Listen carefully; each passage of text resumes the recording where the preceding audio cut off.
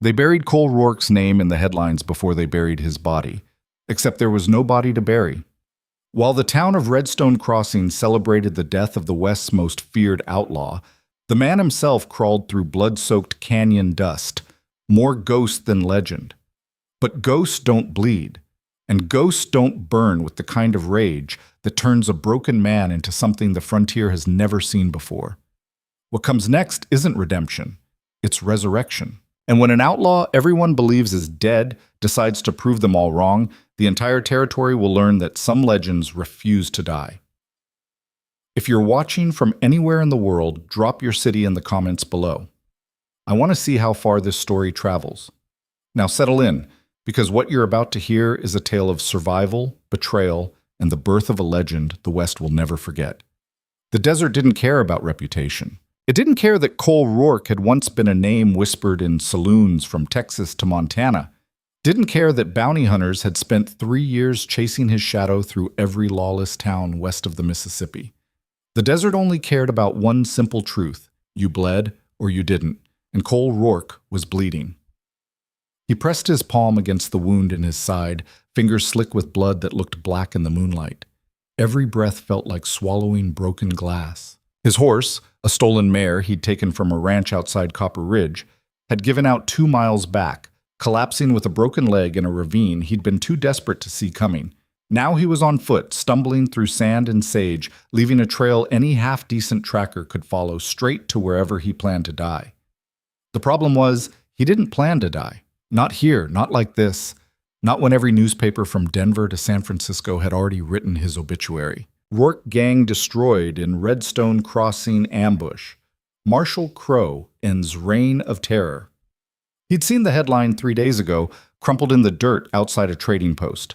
Some fool had left it there like trash, not knowing the dead man it described was watching from the shadows. The article had painted him as a coward, said he'd abandoned his men when the shooting started, said Marshal Elias Crowe had put a bullet through his chest and watched him fall into the canyon river, swept away by the current like all wicked men eventually are. They'd gotten the wicked part right. Everything else was a lie. The ambush at Redstone Crossing had been real enough. 6 of his men dead in the street, cut down by Crowe's deputies before they'd even cleared the bank's entrance. Rourke had been inside when the shooting started, heard the first volley of rifle fire, saw Jimmy Kern's body hit the floor through the window, blood spraying across the boardwalk like spilled paint. He'd known in that instant there was no winning, no escape through the front, no heroic last stand. So he'd done what he'd always done best. He'd disappeared. Through the back office, down into the old mining tunnel the bank had been built over, crawling through darkness and rats and the smell of his own fear until he'd surfaced half a mile outside town. By the time Crowe's men found the tunnel, Rourke was already gone, wounded, horseless, and alone. But gone. He'd let them think he was dead. Hell, maybe he was. Maybe this was what ghosts did. Wandered through the desert bleeding out, too stubborn to admit the dying was already done. A coyote howled somewhere in the darkness. Rourke kept walking. By dawn, he'd reached the edge of Bitter Creek, a town so small it didn't even have a saloon. Just a general store, a blacksmith, and a church that looked like it might collapse if someone sneezed too hard near it. The kind of place people passed through on their way to somewhere better, and forgot about 5 minutes later. Perfect. He needed water, food, supplies. And he needed them without anyone recognizing the face on every wanted poster between here and the Pacific. He'd wrapped a strip of torn shirt around his head, covering the scar above his left eye, the one everyone knew him by. Dirt and dried blood did the rest, making him look less like an infamous outlaw and more like a drifter who'd gotten into a bad fight and lost, which, technically, wasn't far from the truth. The general store was run by a heavy-set man with a beard that looked like a small animal had died on his chin. He looked up when Rourke walked in, eyes narrowing with the kind of suspicion that came natural to anyone living this far from civilization. "Help you?" the man asked, tone suggesting he'd rather not. "Need supplies," Rourke said, voice rough from thirst. "Jerky, hardtack, canteen if you've got one." The man grunted, turning toward the shelves. "Got coin?" Rourke dropped a silver dollar on the counter, one of the few things he'd managed to keep when everything went to hell. The shopkeeper eyed it like it might bite him, then scooped it up and started gathering items. That's when Rourke heard it. the sound of fists hitting flesh. It came from behind the store, muffled but unmistakable, the wet thud of knuckles connecting with bone, followed by a voice thick with cruel amusement. "You think you're clever, boy? You think you can steal from me and I won't notice?" Another blow, this one harder. Rourke's hand drifted toward his gun, an old Colt revolver he'd taken off a bounty hunter who didn't need it anymore. But he stopped himself. Getting involved in someone else's trouble was a good way to get noticed, and getting noticed was a good way to get killed. The shopkeeper returned with the supplies, not even glancing toward the noise. "Anything else? That commotion out back your business?" Rourke asked, keeping his voice casual. The man shrugged. "Harlan's got himself astray. Boy's been hanging around begging for scraps, stealing when he thinks no one's looking. Harlan don't tolerate thieves." Another punch landed, harder than the others. This time, there was no sound afterward. No cry. No whimper. Just silence. "Boy don't talk," the shopkeeper continued, wrapping the supplies in brown paper. "Some say he's simple. Others say the devil took his tongue for whatever sins his mama committed. Either way, Harlan figures a beating might teach him what words can't." Rourke picked up the package, jaw tight. It wasn't his problem. The boy wasn't his concern. He had his own survival to worry about. He made it 3 steps toward the door before he stopped. "Where's Harlan now?" he asked. The shopkeeper jerked his thumb toward the back. "Out by the woodshed. Why?" Rourke didn't answer. He just set the package down, checked his gun, and walked out the back door. The woodshed sat at the edge of the property, half hidden by a stand of cottonwood trees that provided the only shade in sight. A man stood over a figure crumpled in the dirt. A boy. Maybe 14 or 15, skinny as a rail fence and covered in bruises that looked both fresh and old. Harlan was a big man, the kind of big that came from hard labor and harder living, with hands like slabs of beef and a gut that hung over his belt like a sack of grain. He was breathing hard from the beating he'd just delivered, wiping sweat from his forehead with the back of one meaty hand. "You gonna cry, boy?" Harlan growled, nudging the kid with his boot. "You gonna beg?" The boy didn't make a sound, just stared up at him with dark eyes that held more defiance than fear. Harlan drew his foot back for a kick. "That's enough," Rourke said. Harlan spun around, surprise flashing across his face before it hardened into anger. "Who the hell are you?" "Someone who don't like bullies," Rourke said quietly. Harlan laughed, a deep rumbling sound that shook his whole body. "You got a lot of nerve, stranger. This is my property. That there's my business. You'd best walk away while you still can." Rourke didn't move. "Let the boy go." "Or what? Or I'll make you." For a moment they just stared at each other, 2 men measuring the distance between words and violence. Then Harlan's hand dropped toward the knife on his belt. He never reached it. Rourke's gun was out and cocked before Harlan's fingers touched leather. The sound of the hammer clicking back echoed like thunder in the stillness. "Don't," Rourke said. Simple, final. Harlan froze, eyes going wide. You're making a mistake, friend." "I've made plenty," Rourke replied. "One more won't matter." He gestured with the gun. "Step back." Harlan stepped back, hands rising slowly. "You don't know what you're doing. That boy's a thief, a liar. He ain't worth—" "I said step back." Harlan did, rage simmering behind his eyes, but survival instinct winning out.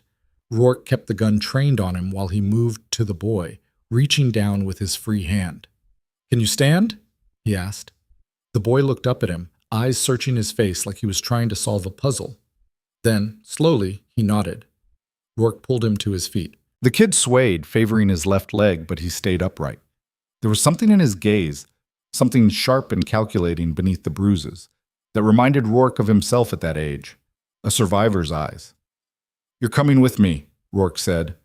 The boy didn't argue, didn't question. He just stood there, silent and waiting. Harlan's face went purple. "You can't just—" "I can," Rourke interrupted, "and I am." He lowered the gun slightly, though his finger stayed on the trigger. "You want to argue about it?" Harlan's jaw worked like he was chewing gravel, but he stayed quiet. "Smart man," Rourke said. He backed toward the store, keeping Harlan in sight, the boy moving with him like a shadow. They reached the building. Rourke grabbed his supplies from the counter without a word to the shopkeeper, and they walked out into the street. It was only when they'd cleared the edge of town that Rourke let himself breathe again. They walked for 2 hours before Rourke stopped. The boy had kept pace without complaint, limping but determined, never once looking back toward Bitter Creek. Now they stood in the shade of a rock formation that jutted up from the desert like a broken tooth, the sun climbing higher and turning the landscape into a shimmering oven. Rourke pulled out the canteen, took a long drink, then held it out to the boy. "Drink," he said. The boy took it carefully, like he expected it to be pulled away at the last second. When it wasn't, he drank, slow, controlled sips that spoke of someone who'd learned to make resources last. Rourke studied him. Up close, the bruises were worse than he'd thought. A split lip, swelling around one eye, knuckles scraped raw. But beneath the damage, there was something else, a stillness, a watchfulness that didn't match his age. "You got a name?" Rourke asked. The boy handed back the canteen and touched his throat, shaking his head. "Can't talk or won't." The boy opened his mouth, and Rourke understood. No sound came out. Not a whisper. Not a breath. Just silence. "Mute," Rourke said, more to himself than the kid. The boy nodded. "You understand what I'm saying, though, don't you?" Another nod. "And you're smart enough to know that following a stranger into the desert probably isn't your best option." The boy's expression didn't change, but something flickered in his eyes. Amusement, maybe, or recognition that they both knew he'd had worse options back in Bitter Creek. Rourke sighed, running a hand through his hair. "Look, kid, I ain't a charity. I don't do rescues. I pulled you out of there because—" He paused, searching for the reason and not entirely sure what it was. "Because I've had my share of beatings, and I didn't like the odds." The boy just watched him, expression neutral. "Point is," Rourke continued, "I'm heading south, alone. You want to strike out on your own? That's your choice. But if you're thinking of tagging along, you should know I'm not exactly welcome in most towns. People tend to shoot first when they see me." Still nothing. Just those dark, unreadable eyes. Rourke waited. When the silence stretched too long, he turned and started walking. He made it 20 feet before he heard footsteps behind him. He didn't look back, just kept walking. The footsteps followed. They traveled together for 3 days before Rourke learned the boy's name. It happened at a dried-up watering hole where they'd stopped to rest. Rourke had been checking his wound, which was healing slower than he'd like, when the boy picked up a stick and started drawing in the dirt. Letters. Crude, but clear. Lucas. "Lucas," Rourke read aloud. The boy nodded, a faint smile tugging at the corner of his mouth. "Well, Lucas," Rourke said, rewrapping the bandage around his ribs, "since you're still here, I suppose you ought to know what you've gotten yourself into." Lucas waited. "The man who pulled you out of Bitter Creek?" Rourke continued. "That man's dead. Name was Cole Rourke, and he got himself killed in Redstone Crossing 2 weeks ago. Papers said so. Law believes it. Whole damn territory thinks he's rotting at the bottom of a canyon river." He met Lucas's gaze, letting the weight of it sink in. "But here's the thing about being dead," Rourke said. "It gives you a kind of freedom. No expectations, no rules, no one looking for a man who don't exist anymore." He paused. "I'm heading toward that freedom, boy, and it's going to be a hard road, dangerous. Probably get us both killed before it's done." Lucas picked up the stick again, writing in the dirt. WHERE. "South," Rourke said, "past the border. Somewhere the law don't reach and the bounty hunters don't bother." He studied the boy. "You sure you want that?" Lucas didn't write anything else. He just nodded once, firm and certain. Rourke almost smiled. "Then I guess you're going to need to learn how to survive out here. Because if you're riding with me, you pull your weight. Understood?" Another nod. "Good." Rourke stood, brushing dirt from his pants. "First lesson, never trust anyone who says they're trying to help you. Most folks got an angle. They want something from you, even if they don't say it out loud." Lucas tilted his head, questioning. "Yeah," Rourke said. "Even me. I pulled you out of Bitter Creek because I saw something useful in you. You're quiet, you're smart, and you don't ask questions." He picked up his gun, checking the cylinder. "That makes you valuable. Long as you remember that, we'll get along fine." Lucas watched him for a long moment, then picked up his own pack, a scavenged leather satchel Rourke had taken off a dead man's horse 3 towns back, and slung it over his shoulder. They walked south into the heat, two ghosts moving through a world that had already forgotten them. The first real test came a week later in a town called Whiskey Flats. They'd needed supplies, ammunition, food, medicine for Rourke's wound, which had started festering despite his efforts to keep it clean. Whiskey Flats was small enough that strangers didn't draw too much attention, but big enough to have a doctor and a general store that stayed open past dark. Rourke sent Lucas in first, carrying a list and enough coin to cover the basics. The boy moved through the store like smoke, picking items off shelves with quick, practiced hands, never meeting anyone's eyes. He was good at being invisible, better than most men Rourke had known. While Lucas shopped, Rourke stayed outside, leaning against a post near the saloon and watching the street. It was late afternoon, the sun hanging low and painting everything in shades of gold and amber. A few cowboys milled around, drunk and loud. A woman in a faded dress swept the steps of the boarding house. Normal, quiet, too quiet. Rourke's instincts prickled. He scanned the street again, slower this time, and that's when he saw them. Two men standing in the shadow of the livery stable, eyes fixed on the general store. Both wore dusters despite the heat. Both had the look of men who'd spent more time hunting than being hunted. Bounty hunters. Rourke's hand drifted toward his gun.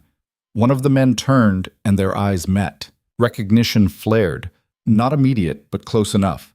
The bounty hunter's gaze narrowed, studying Rourke's face like he was trying to match it to a memory. Then his hand moved toward the rifle slung across his back. Rourke moved first. He crossed the street in 3 long strides, closing the distance before the hunter could draw. His fist connected with the man's jaw, a sharp crack that sent him stumbling back into his partner. The second hunter went for his gun, but Rourke was already there, knee driving into the man's gut, elbow slamming down on his wrist, sending the pistol clattering into the dirt. "Who sent you?" Rourke hissed, pressing his forearm against the man's throat. The hunter wheezed, eyes bulging. "Crowe. Marshal Crowe." Of course, Crowe couldn't let the story die. Couldn't let Rourke stay buried. Rourke shoved the man away, drawing his own gun and leveling it at both hunters. "You tell Crowe that Cole Rourke sends his regards. Tell him the dead don't stay buried." Behind him, Lucas emerged from the store, arms full of supplies. He froze, taking in the scene. The 2 men on the ground, Rourke's gun drawn, the growing crowd of onlookers starting to gather. "Move," Rourke said, not taking his eyes off the hunters. Lucas moved. They were out of town and riding hard within minutes, stolen horses beneath them and the sound of shouting fading into the distance. Rourke didn't slow down until they'd put 5 miles between them and Whiskey Flats, until the landscape had shifted from scrub desert to rocky canyon. When they finally stopped, Lucas was breathing hard, eyes wide but steady. "Second lesson," Rourke said, checking over his shoulder for signs of pursuit. "When trouble finds you, and it always does, you don't freeze, you don't hesitate, you move." He looked at Lucas. "You did good back there. Kept your head." Lucas nodded, chest still heaving. "But here's the thing," Rourke continued, his voice dropping. "Those men were looking for me, and now they know I'm alive, which means others will come, more of them, better armed, better trained." He met Lucas's gaze. "You still want to ride with me, knowing that?" Lucas didn't hesitate. He nodded. "Then we need to move faster," Rourke said. "And you need to learn to shoot." They trained in the canyons. Every morning, before the sun climbed high enough to bake the rocks, Rourke would set up targets, bottles, cans, anything that would shatter or fall when hit. He'd hand Lucas his spare pistol, a beat-up Remington that kicked like a mule, and watch as the boy learned to hold it, aim it, fire it. Lucas was a terrible shot at first. His hands shook. His aim wavered. Half the time he missed the target entirely. But he learned. Day by day, his hands steadied. His eyes sharpened. His shots started landing closer to center. Rourke taught him other things too. How to read the land for water. How to move silently through brush. How to tell if someone was following by the way birds scattered or dust patterns shifted. How to survive on nothing but instinct and stubbornness. "You got something most men don't," Rourke told him one evening as they sat around a small fire, eating beans straight from the can. "You listen. You watch. You don't waste time talking when you should be thinking." Lucas looked up, firelight reflecting in his eyes. "Out here," Rourke continued, "that's worth more than any gun. Most outlaws I knew, they talked themselves into graves, bragged about their kills, their scores, how smart they were. He stirred the coals with a stick. All it did was make them targets. He glanced at Lucas. You don't have that problem. You're invisible when you need to be, and that's going to keep you alive. Oh, Lucas wrote in the dirt with his finger, Youtoo. Rourke snorted. Maybe, but I got a name everyone knows. Hard to be invisible when you're already famous. W-H-Y? Why what? Nothide. Rourke was quiet for a long time, staring into the fire. Because hiding means letting them win. Letting Crowe tell his story, the one where I'm just another dead outlaw who got what he deserved. He looked up. I didn't survive that ambush just to disappear. I survived to prove them all wrong. Lucas studied him, then wrote again. How. By becoming something they can't ignore, Rourke said. Something bigger than the lies they printed in those papers. He smiled, a cold, hard expression that didn't reach his eyes. By making sure the whole damn frontier knows Cole Rourke isn't dead. He's just getting started. They heard about the reward 3 weeks later, in a trading post near the Arizona border. Rourke had gone in alone, keeping his head down and his hat low, while Lucas waited with the horses. The place smelled like tobacco and sweat, walls covered in old wanted posters, and notices about missing cattle. He was grabbing supplies when he overheard 2 men talking at the counter. You see the new bounty? One of them said, voice low and eager. $5,000 for Cole Rourke, dead or alive. Rourke's hand stilled on a box of ammunition. Thought he was already dead, the other man replied. So did everyone. But Crowe put out the word. Seems the bastard survived. There's been sightings, witnesses. Someone even said they saw him in Whiskey Flats last month. Rourke's jaw tightened. 5,000, the first man breathed. Hell, for that kind of money, I'd hunt my own mother. They both laughed. Rourke paid for his supplies in silence, head down, and walked out. Lucas was waiting by the horses, and the moment their eyes met, the boy knew something had changed. We need to move, Rourke said quietly. Now. They rode hard for 2 days straight, pushing the horses until they were lathered and heaving. When they finally stopped, deep in a canyon miles from any settlement, Rourke dismounted and kicked at the dirt, frustration boiling over. 5,000, he muttered. That son of a bitch put 5,000 on my head. Lucas waited, watching. You know what that means? Rourke continued, turning to face him. It means every drifter, every 2-bit gunslinger, every desperate fool between here and California is going to be looking for me. It means we can't trust anyone, can't stay anywhere, can't... He trailed off, the weight of it settling on his shoulders. Lucas picked up a stick and wrote in the dirt, WHATDO? Rourke stared at the words for a long moment. Then slowly something shifted in his expression, anger giving way to calculation, desperation transforming into resolve. What do we do? He repeated. We stop running. Lucas tilted his head, questioning. Crowe wants to make me infamous, Rourke said, voice hardening. Wants to turn me into the biggest bounty in the territory so some lucky hunter can cash in and make him look good for putting the word out. He smiled, sharp and dangerous. Fine. Let's give him exactly what he wants. He knelt down, grabbing the stick from Lucas and drawing in the dirt. A rough map of the territory, marking towns and trails with quick, precise strokes. Here, he said, tapping a spot near the top. Redstone Crossing, the town where it all started, where Crowe killed my gang and made himself a hero. Lucas leaned closer, studying the map. Every year they hold a big cattle auction, Rourke continued. Ranchers from 3 territories come to buy and sell, thousands of head, tens of thousands of dollars changing hands. He looked up at Lucas, and all that money goes through one place before it leaves town. Lucas's eyes widened with understanding. The bank, Rourke said.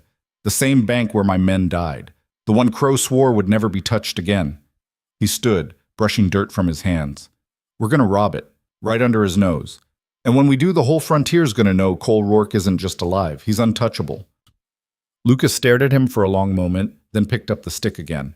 Crazy. Rourke laughed, a genuine sound, rough and unexpected. Yeah, he said. Probably. But crazy's kept me alive this long. Might as well see where it takes us. He held out his hand. You in? Lucas looked at the hand, then at Rourke's face, at the scars and the stubble and the eyes that had seen too much death and not enough mercy. Then he reached out and gripped it, his own hand small and calloused but steady. They shook once, firm and final. Good, Rourke said. Then let's go make history. The sun set behind them, casting long shadows across the canyon floor. Somewhere in the distance, a coyote howled, lonely and wild and free. And two outlaws stood in the dying light, planning the kind of robbery that would either make them legends or get them killed. Probably both. The journey back to Redstone Crossing took them through territory Rourke had sworn never to see again. Every mile brought memories he'd tried to bury. Dried creek beds where they'd watered horses after successful raids, rock formations where they'd split their earnings beneath stars that didn't judge, abandoned line shacks where his gang had holed up during winter storms that could freeze a man solid in his saddle. The land remembered him even if the people had written him off as dead, and riding through it felt like walking through a graveyard of his former life. Lucas rode beside him in silence, as always, but Rourke could feel the boy watching him, measuring him, trying to understand what kind of man rides straight back toward the place that nearly killed him. Truth was, Rourke wasn't entirely sure himself. They made camp that night in a box canyon 30 miles north of Redstone, sheltered from wind and prying eyes by walls of red sandstone that rose up like the ribs of some ancient beast. Rourke built a small fire while Lucas tended the horses, and by the time full dark settled over them, they were sitting on opposite sides of the flames, passing jerky back and forth without words. Finally, Rourke broke the silence. You ever been part of something bigger than yourself? He asked, staring into the coals. Lucas looked up, chewing slowly, then shook his head. I was, Rourke said. Had a gang once. 6 men I'd trust with my life. We rode together for 3 years, hit 17 banks from Colorado to New Mexico, and never lost a single man. He paused. Until Redstone. The fire popped, sending sparks spiraling into the darkness. Jimmy Kern was the first to fall, Rourke continued, voice distant. Best tracker I ever knew. Could read sign in solid rock if you gave him time. Took 2 bullets in the chest before he even cleared his gun. He picked up a stone, turning it over in his hands. Then Frank Holloway, Dutch Morrison, Sam Pike, all dead in the street while I crawled through a hole in the ground like a rat. Lucas didn't move, didn't react, just listened with those dark eyes that somehow made Rourke want to keep talking. I could have stayed, Rourke said. Could have gone back, fought beside them, died with them. He threw the stone into the fire. But I didn't. I ran. And every newspaper from here to Texas made sure everyone knew it. He looked across the flames at Lucas. So when you ask why I'm going back, Rourke said, it ain't about the money. It ain't even about proving Crowe wrong. His jaw tightened. It's about making sure those men didn't die for nothing. Making sure people remember the Rourke gang didn't end because we were cowards. It ended because we got unlucky one time, just once. Lucas reached for his stick and wrote in the dirt between them, Theywill. They will what? Remember. Rourke studied the words, something tight in his chest loosening just a fraction. Yeah, he said quietly. They will. They sat in silence after that, watching the fire burn down to embers, both of them thinking about the days ahead and what they'd have to become to survive them. 2 days later, they reached the outskirts of Redstone Crossing just after dawn. The town hadn't changed much. Same dusty main street, same false front buildings trying to look more important than they were. Same saloon where Rourke had spent his last night as a living legend, drinking whiskey and planning a robbery that should have made them all rich. Now it was just the place where everything had gone to hell. They stayed hidden in the hills above town, watching through the morning as wagons rolled in from every direction. The cattle auction was 3 days away, and already the place was transforming, makeshift corrals springing up like weeds, tents appearing on the outskirts for ranchers who'd come from too far to afford boarding house rates, the smell of livestock and humanity mixing into something that made Rourke's eyes water even from a quarter-mile away. Big event, he murmured, lowering the spyglass he'd taken off a dead bounty hunter 2 weeks back. Bigger than I remembered. Lucas leaned forward, squinting toward the town. Means more money, Rourke continued. Also means more law. Crowe will have deputies crawling all over that bank like ants on a carcass. He collapsed the spyglass with a sharp click. We're going to need eyes inside. Someone who can move through town without raising suspicion. Lucas looked at him. Not me, Rourke said. Every lawman in 3 territories has my face memorized by now. But you, he studied the boy. You're just some drifter kid looking for work. Nobody pays attention to kids, especially ones who can't talk back. Lucas's expression didn't change, but something shifted in his posture. A straightening, a readiness. You go in tomorrow, Rourke said. Find work at the livery or helping set up for the auction. Keep your ears open. I need to know how many deputies Crowe's bringing in, where they're positioned, when the vault's fullest, and anything else that might keep us from getting shot to pieces. He pulled out a small leather pouch and handed it to Lucas. Inside were a few coins and a folded piece of paper. That's the name of a boarding house on the south end of town, Rourke explained. Woman who runs it doesn't ask questions long as you pay up front. You stay there, work during the day, listen at night, and you don't take any chances, understand? First sign of trouble, you disappear. Lucas took the pouch, weighing it in his hand, then met Rourke's gaze and nodded. Good, Rourke said. I'll be watching from the hills. Anything goes wrong, you light a fire at midnight on the North Ridge. I'll see it. Lucas nodded again, then turned toward the horses. Hey, Rourke called after him. The boy stopped, looking back. Be careful, Rourke said, and meant it more than he'd meant most things in a long time. Lucas's mouth twitched, not quite a smile, but close. And then he was mounting up and riding down the hillside toward Redstone Crossing, disappearing into the morning haze like he'd never been there at all. Rourke watched until he couldn't see him anymore, then settled in to wait. 3 days felt like 3 weeks.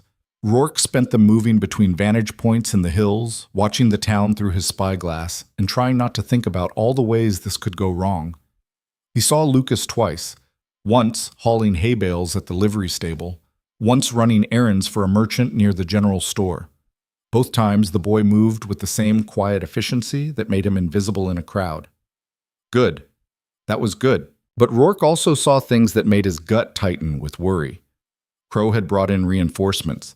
At least a dozen deputies from surrounding counties, all wearing tin stars and carrying rifles like they expected war. They patrolled in pairs, checking wagons coming into town, scrutinizing faces, asking questions. The bank itself had 2 armed guards stationed outside at all times, and Rourke could see more movement through the windows, shadows that suggested even more security inside. This was going to be harder than he'd thought. On the 3rd night, just past midnight, a small fire bloomed to life on the North Ridge. Rourke was moving before the flames fully caught, saddling his horse and riding hard toward the meeting point they'd agreed on, an abandoned miner's cabin 2 miles east of town, hidden in a grove of cottonwoods that rustled like whispers in the darkness. Lucas was already there when he arrived, sitting on the cabin's sagging porch, with his arms wrapped around his knees. He looked thinner than he had 3 days ago, worn down by work and worry, but his eyes were sharp and alert. What'd you learn? Rourke asked, swinging down from his horse. Lucas grabbed his stick and started writing in the dirt, working quickly in the moonlight. Rourke knelt beside him, reading each line as it appeared. 12 deputies, 4 guards inside bank, 2 outside. Vault opens 9 a.m., closes 4 p.m. Most money. Thursday night after auction. Thursday night, Rourke repeated. That's tomorrow. Lucas nodded. What about exits, back doors, tunnels? Lucas shook his head, then wrote, Tunnel sealed, back door locked. Guards inside have keys. Of course they do, Rourke muttered. He stood pacing the length of the porch while Lucas watched. So we've got a fortified bank, a dozen deputies, and no easy way in or out. Perfect. He turned back to Lucas. Anything else? The boy hesitated, then wrote one more line. Another gang here. Rourke froze. What? Lucas underlined the words. Another gang. Heard them talking, planning same robbery. When? Thursday. Same time. Rourke's mind raced. Another gang. Of course. A vault full of cattle auction money would draw every outlaw within 100 miles. The question was whether they knew about each other or if this was just bad luck multiplying. "Did they see you?" he asked. Lucas shook his head firmly. "You sure?" "Yes." Rourke ran a hand through his hair, thinking. "Two gangs, one target, a small army of lawmen in between. Most men would call it suicide and ride away. But most men weren't Cole Rourke." Slowly, an idea began to form. "What if," he said, more to himself than Lucas, "we didn't compete with them?" Lucas tilted his head, questioning. "What if we let them do the hard part?" Rourke continued, words coming faster now, as the plan took shape. "Let them hit the bank. Let them deal with Crowe and his deputies. Let them take all the risk." He turned to face Lucas fully. "And then we take it from them." Understanding dawned in Lucas's eyes. "They rob the bank. They're going to run," Rourke explained. "Probably have horses waiting outside town. Guards will be chasing them, firing shots. Whole place in chaos. But if we're waiting on the road they're most likely to take, say the canyon pass north of here, we could ambush them before they even know we're there." Lucas picked up his stick. "Dangerous." "Everything we do is dangerous," Rourke replied. "But this way, we're not the ones walking into a fortified bank. We're just intercepting stolen goods." He smiled. "Crowe can't blame us for robbing a bank if we never set foot inside it." He could see Lucas working through the logic, weighing the risks. "We'll need to know their route," Rourke continued. "Need to position ourselves right. And we'll need to move fast once they pass. Hit them hard before they can organize a defense." Lucas wrote, "How many?" "You tell me. How many men did you hear talking?" Lucas held up 5 fingers. 5 against 2, Rourke said. "Bad odds. But we'll have surprise. And position. And something they won't expect." "What?" Rourke's smile turned cold. "Me." They spent the rest of the night planning, drawing maps in the dirt, and working through every possible scenario. By the time dawn started painting the eastern sky pink and gold, they had a plan that was either brilliant or insane. Rourke figured those were pretty much the same thing anyway. Thursday arrived with the kind of heat that made the air shimmer and the horses irritable. Rourke and Lucas had positioned themselves in the canyon pass just after sunrise, tucking into a cluster of boulders that gave them clear sight lines in both directions. Below them, the road wound through walls of red rock that rose 50 feet high, a natural choke point that turned the passage into a killing field for anyone who knew how to use it. They didn't have to wait long. Around noon, the sound of gunfire echoed from the direction of Redstone Crossing, distant pops and cracks that spoke of a battle in full swing. Rourke checked his guns for the 10th time, making sure every chamber was loaded, every mechanism working smooth. Beside him, Lucas did the same with the rifle Rourke had given him 2 weeks back. "Remember," Rourke said quietly, "you don't fire unless you have to. Your job is to cover me, not join the fight. Understand?" Lucas nodded, jaw set. "And if things go bad," Rourke continued, "if I go down or get pinned, you ride. Don't look back. Don't try to help. You just ride and keep riding until you're somewhere safe." Lucas started to shake his head, but Rourke grabbed his shoulder. "I mean it," he said, voice hard. "I didn't pull you out of Bitter Creek just to watch you die in some canyon because you thought you owed me something. You survive. That's the job." For a moment, they just stared at each other. Teacher and student, outlaw and shadow, 2 people who'd somehow become something neither had expected. Then Lucas nodded, slow and reluctant. "Good," Rourke said, releasing him. "Now get in position." Lucas moved to the opposite side of the road, disappearing into the rocks like smoke. Rourke settled into his own hiding spot, rifle across his knees, and waited for the storm to arrive. It came 20 minutes later. 5 riders burst around the bend at full gallop, saddlebags bulging and faces flushed with triumph. They were young, younger than Rourke had expected, with the kind of wild energy that came from pulling off something they'd probably thought was impossible. Leading them was a wiry man with a scar running down his left cheek, shouting instructions to the others as they raced toward freedom.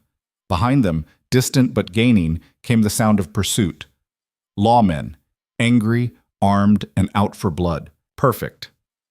Rourke let them get halfway through the canyon before he made his move. He stepped out from the rocks directly into the middle of the road, rifle raised, and fired a single shot that kicked up dust 2 feet in front of the lead horse. The animal reared, screaming, and its rider nearly lost his seat trying to control it. "That's far enough," Rourke called out, voice carrying easily in the confined space. The 5 riders skidded to a stop, horses dancing nervously, hands dropping toward weapons.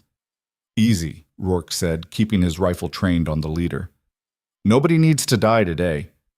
You just hand over those bags, turn around, and ride back the way you came. Simple." The scarred man's eyes narrowed. "Who the hell are you?" "Someone who wants what you're carrying," Rourke replied, "and someone who's got a rifle pointed at your chest. That's all you need to know." "There's 5 of us and 1 of you," another rider said, a kid who couldn't have been more than 20, voice cracking with false bravado. "You really think you can take us all?" "No," Rourke admitted, "but I can take you before your friends cut me down.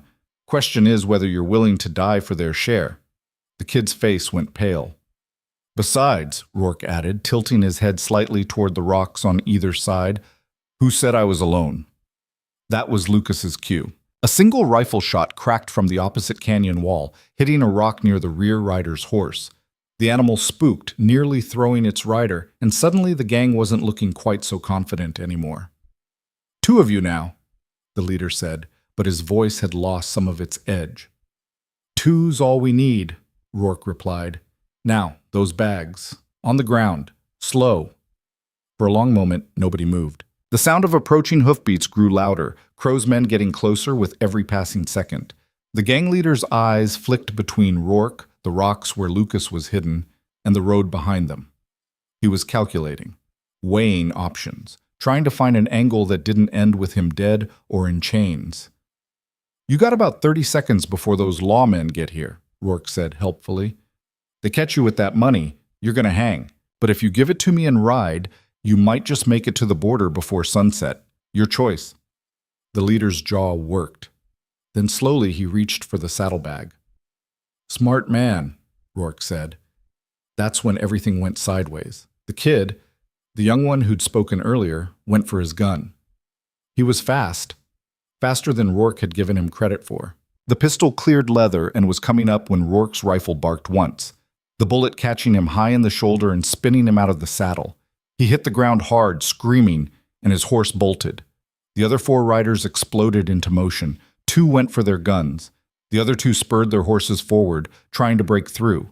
Rourke dropped one of the shooters with a shot to the chest, then dove behind a boulder as return fire chipped rock inches from his head. Above him, Lucas's rifle cracked twice, one shot hitting a horse, the other taking a rider clean through the leg. The canyon filled with smoke and noise and the smell of gunpowder. Rourke came up firing, his Colt pistol in one hand now, rifle abandoned. He caught another rider in the gut, saw the man double over and fall, then had to roll away as a bullet tore through the air where his head had been a second before. 3 down, 2 still fighting. The leader was making a break for it, spurring his horse past Rourke's position while firing wildly behind him. Lucas tracked him from the rocks, rifle following his movement, but the angle was wrong and the shot went wide. Rourke ran. He burst from cover and sprinted after the fleeing rider, legs pumping, lungs burning. The man looked back, saw him coming, and tried to aim while keeping his horse under control. It was a mistake. The pistol wavered, the shot went high, and then Rourke was close enough. He jumped. His hands caught the rider's leg, his weight dragging them both sideways. They hit the ground in a tangle of limbs and curses, the horse galloping away riderless. Rourke's head cracked against stone and stars exploded across his vision, but he held on, grappling, fighting for control of the man's gun hand. They rolled, punched, clawed. 2 desperate men fighting for a future neither had earned. Then a shadow fell across them. Lucas stood there, rifle pointed directly at the gang leader's head, finger on the trigger. The man froze. "Smart kid," Rourke gasped, shoving himself upright. His ribs screamed where the half-healed wound had torn open again, fresh blood soaking through his shirt. "Real smart." He pulled his own pistol and pressed it against the leader's temple. "The bags," he said. "Now." This time there was no hesitation. The man pointed with the shaking hand toward where the horses had scattered, saddlebags lying in the dirt like fallen treasure. "Good," Rourke said. He stood, keeping his gun trained, and gestured for Lucas to gather the bags. The boy moved quickly, slinging heavy leather pouches over his shoulder while keeping one eye on the survivors. One was wounded but conscious. Two others lay still. The last had disappeared, either fled or thrown somewhere in the chaos. In the distance, the sound of lawmen grew impossibly close. "Time to go," Rourke said. They ran for their horses, mounted up, and rode. Behind them, Crowe's deputies burst into the canyon to find a battlefield painted in blood and confusion. Outlaws dead or dying, money scattered, and the men responsible already ghosts in the wind. Rourke and Lucas didn't stop riding until they'd put 20 miles between themselves and Redstone Crossing, until the adrenaline had faded and the pain in Rourke's side had become something he couldn't ignore anymore. They made camp in a dry wash beneath an overhang of rock, and while Lucas tended the horses, Rourke counted the money. $17,000. More than he'd ever stolen in his life. More than his whole gang had taken in 3 years of robberies. Enough to buy a new life. A fresh start.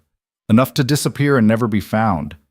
He looked up at Lucas, who'd returned from securing the horses and was watching him with those dark, unreadable eyes. "We did it," Rourke said, and for the first time in months, he smiled like he meant it. Lucas smiled back. And somewhere beyond the horizon, Marshal Crowe was discovering that the ghost of Cole Rourke had just become very, very real again. The money changed everything and nothing at all. Rourke sat in the firelight that night, methodically wrapping his ribs, while Lucas divided their supplies into 2 equal piles. $17,000 lay between them in neat stacks, more wealth than either had ever seen, and yet it felt strangely hollow. The wound in Rourke's side had reopened during the fight, blood seeping through the bandages faster than he could replace them, and every breath reminded him that stolen fortunes meant nothing if you bled out in a canyon before you could spend them. "We need to find a doctor," Lucas wrote in the dirt, firelight making shadows dance across the words. "No doctors," Rourke replied, pulling the bandage tight enough to make him wince. "Doctors ask questions. Questions lead to sheriffs. Sheriffs lead to nooses." Lucas's expression hardened. He grabbed his stick and scratched out the words with sharp, angry strokes, then wrote, "You will die." "Maybe," Rourke admitted, securing the bandage with a knot that sent white-hot pain shooting through his torso. "But not today, and not from this." He leaned back against his saddle, breathing shallow, and stared up at the stars that filled the sky like scattered diamonds. Somewhere out there, Crowe was probably tearing Redstone Crossing apart, looking for answers. The newspapers would be scrambling to explain how the most infamous dead outlaw in the territory had just orchestrated the boldest robbery in frontier history. And every bounty hunter with a horse and a gun would be riding toward the last known sighting, hoping to be the one who finally brought Cole Rourke down. "We can't stay here," Rourke said after a long silence. "Come morning, we split up. You take half the money, head south toward the border, find yourself a new life, new name, somewhere nobody knows your face." Lucas was already shaking his head before Rourke finished. "Listen to me," Rourke continued, pushing himself upright despite the pain. "This was always temporary. You and me, this partnership, it was survival. But you're not an outlaw, Lucas. You're just a kid who got dealt a bad hand and deserved better." He gestured toward the money. "Now you got better. You got a chance. Don't waste it dying in some canyon next to a man the whole world wants buried." Lucas grabbed his stick, hand trembling with emotion, and wrote in large, forceful letters, "No." "No what?" "We ride together." "That's not—" Lucas struck through the words and wrote again, pressing so hard the stick nearly snapped. "You saved me. I stay." Rourke stared at him across the fire, searching for the right words to make him understand. But what he saw in Lucas's eyes wasn't fear or obligation or even gratitude. It was something fiercer, something that reminded Rourke of the way his own men had looked at him back when they were still alive, back when loyalty meant more than money and trust was the only currency that mattered. "You're a damn fool," Rourke said quietly. Lucas's mouth twitched into something almost like a smile. He picked up his stick one more time. "So are you." Despite everything, Rourke laughed. It hurt his ribs, hurt his pride, hurt in ways that had nothing to do with physical wounds. But it felt good too, in a strange way he couldn't quite name. "All right," he said finally, "we ride together. But when this goes bad, and it will go bad, you remember I gave you the chance to walk away." Lucas nodded once, firm and final, then went back to organizing their supplies like the conversation had never happened. They sat in silence for a while, watching the fire burn down to coals. Somewhere in the darkness, a nightbird called out, lonely and searching. Rourke thought about all the men he'd ridden with over the years, all the partnerships that had ended in blood or betrayal or simple bad luck. None of them had lasted. None of them had meant what this strange, wordless friendship with a mute boy somehow did. He wondered if that made him weak or just human. Probably both. They rode out at first light, heading west toward the mountains where the law grew thin and the towns grew sparse. Rourke's wound slowed them down, forcing frequent stops that made him grind his teeth with frustration. But Lucas never complained, just helped him down from his horse, checked the bandages, and waited patiently for him to gather strength enough to continue.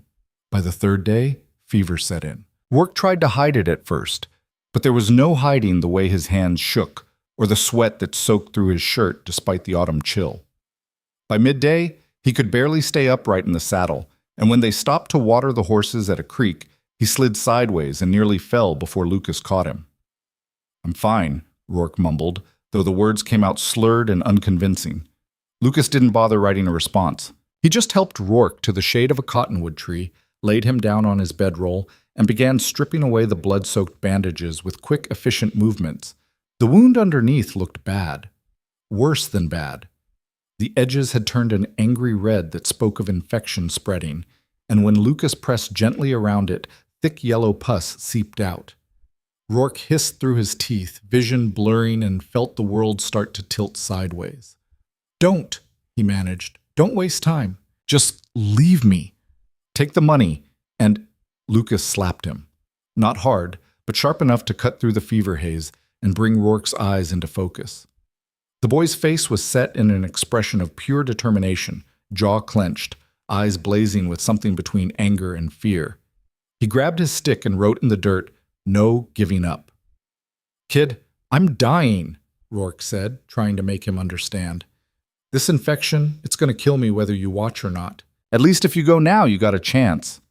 Lucas threw the stick away and grabbed Rourke's face with both hands, forcing him to meet his gaze. For a long moment, they just stared at each other. Then Lucas released him, stood, and walked to his horse. Rourke thought he was leaving, thought maybe the boy had finally come to his senses. Instead, Lucas pulled out the medical supplies they'd bought in the last town, along with a bottle of whiskey Rourke had been saving for special occasions. He brought everything back to the tree, knelt beside Rourke, and poured half the bottle directly into the wound. Rourke screamed. The pain was white-hot, all-consuming, like being burned alive from the inside out. He tried to pull away, but Lucas held him down with surprising strength, one hand pressed against his chest, while the other worked methodically to clean the infection out. "Stop!" Rourke gasped. "Lucas, stop! You're killing me!" But Lucas didn't stop. He kept working, kept cleaning, kept fighting for Rourke's life with the same stubborn determination he'd shown since the day they met. When the whiskey bottle was empty, he switched to water, washing away the worst of the pus and debris. Then he packed the wound with clean cloth, wrapped fresh bandages around Rourke's torso, and tied them off tight enough to restrict breathing. By the time he finished, Rourke had passed out. When he woke, it was dark and the fever had broken. Lucas sat beside him, rifle across his knees, keeping watch. He must have heard Rourke stir because he turned, and even in the dim starlight, Rourke could see the exhaustion written across his face. "How long?" Rourke croaked. Lucas held up 2 fingers. 2 days? A nod. Rourke tried to sit up and immediately regretted it. Every muscle in his body screamed protest, and the wound in his side felt like someone had replaced his flesh with broken glass. But underneath the pain there was something different, something better. The fever was gone. The constant burning had faded to a dull ache. He was still hurt, but he wasn't dying anymore. "You saved my life," he said, the words feeling inadequate even as he spoke them. Lucas just shrugged, like it was the most natural thing in the world, like Rourke was worth saving. "I owe you," Rourke continued. Lucas picked up his stick and wrote, "No debt." "The hell there isn't," Rourke said. "You could have taken the money and run, could have let me die and started fresh somewhere nobody knew your face, but you stayed." He paused, struggling to find words for something he'd never been good at expressing. "That means something," Lucas looked at him for a long moment, then wrote one more line. Family stays. Rourke felt something crack open inside his chest, some wall he'd built years ago to keep the world at arm's length. He'd had a gang once, brothers in crime, partners in chaos, but they'd been united by greed and circumstance, not this strange, fierce loyalty that Lucas offered without asking for anything in return. Yeah, Rourke said softly. I guess it does. They broke camp the next morning, riding slower than before, but with something new between them, an understanding. A bond forged not just in shared danger, but in the quiet choice to stay when leaving would have been easier. The news about Redstone Crossing reached them in a town called Silver Peak, a mining settlement perched on the side of a mountain like a scar on the landscape. They'd stopped for supplies, trying to keep a low profile, when Rourke spotted the newspaper tacked to the outside wall of the general store. The headline screamed across the page in letters 2 inches tall. Ghost Outlaw strikes Redstone. Rourke gang rises from the grave. Rourke tore the paper down and read while Lucas watched over his shoulder. The article was sensational to the point of fiction. It claimed Rourke had led a gang of 20 men in a daring daylight raid on the bank, that he'd personally killed 5 of Crowe's deputies, that he'd escaped with over $50,000 while laughing at the marshal who'd sworn to bring him to justice. Every word dripped with the kind of dramatic exaggeration that newspapers loved and truth hated. But buried beneath the hyperbole were a few facts that made Rourke's blood run cold. Marshal Crowe had tripled the bounty. $15,000, dead or alive. And he'd sent word to every sheriff, every marshal, every 2-bit lawman in 6 territories that Cole Rourke was not just alive but actively waging war against civilization itself. 15,000, Rourke muttered, crumpling the paper in his fist. The son of a bitch is making me into a legend whether I want it or not. Lucas pointed to another section of the article. Sources close to Marshal Crowe report that the outlaw may be traveling with an unknown accomplice, described as young and possibly mute. A reward of $5,000 is offered for information leading to the capture of Rourke's associate. They looked at each other. $5,000 for you, Rourke said. They're turning you into a target too. Lucas's jaw set. He grabbed the stick from his pocket and wrote quickly, "Good. Means we together." That ain't good, kid. That means every bounty hunter in the territory is looking for both of us now. Means we can't split up even if we wanted to. Means... He stopped, seeing the expression on Lucas's face. The boy wasn't scared, wasn't worried. If anything, he looked almost satisfied, like being wanted by the law was some kind of achievement. "You're insane," Rourke said. Lucas grinned and wrote, "Like you." Despite himself, Rourke laughed. "Fair point." They bought their supplies quickly and left town before anyone could look at them too closely. But as they rode back into the wilderness, Rourke couldn't shake the feeling that something fundamental had shifted.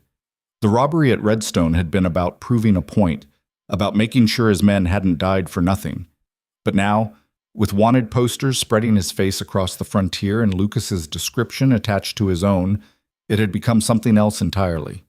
A war. Him against Crowe. Outlaw against the law. Legend against reality. And legends, Rourke knew, rarely ended well. They made camp that night in a canyon that twisted like a broken spine through the mountains.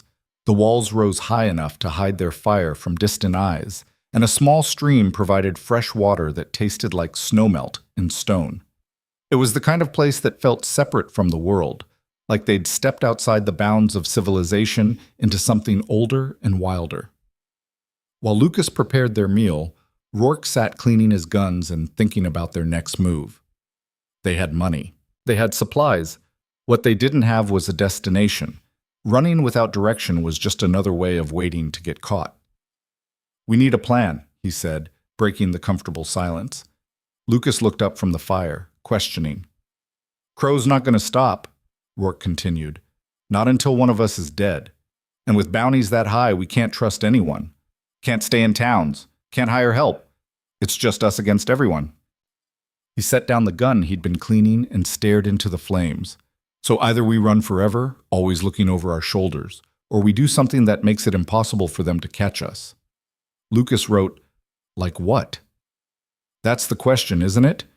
Rourke picked up a stone and turned it over in his hands, feeling its weight.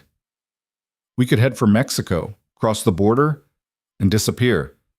Or we could go further west, lose ourselves in the territories where law don't reach." He paused. "Or we could do something crazy." Lucas leaned forward, interested.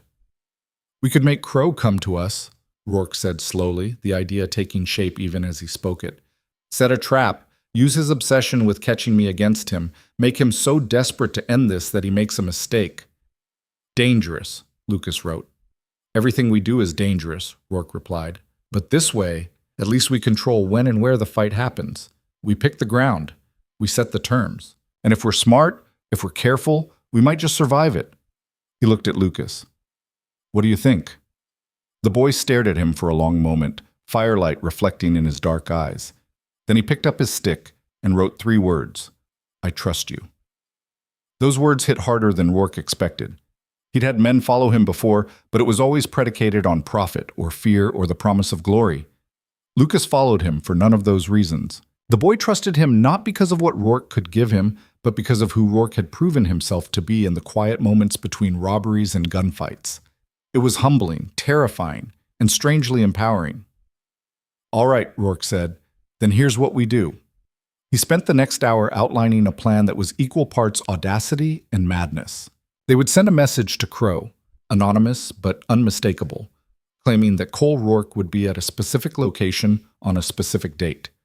The message would taunt him, challenge him, make it impossible for him to ignore. Crowe's pride wouldn't let him delegate to bounty hunters or other lawmen. He'd come himself, determined to be the one who finally brought Rourke down, and when he came, they'd be ready. "It's risky," Rourke admitted when he finished explaining. "Crowe's not stupid. He'll bring deputies, maybe a lot of them. We'd be outnumbered, outgunned, and fighting on ground we've barely scouted." Lucas wrote, "Better than running." "Maybe," Rourke said, "or maybe it's just a faster way to die." The boy stood and walked over to where Rourke sat.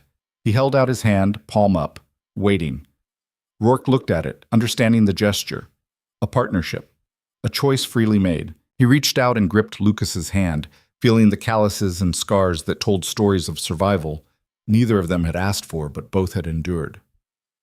"Together, then," Rourke said. Lucas nodded. "Together."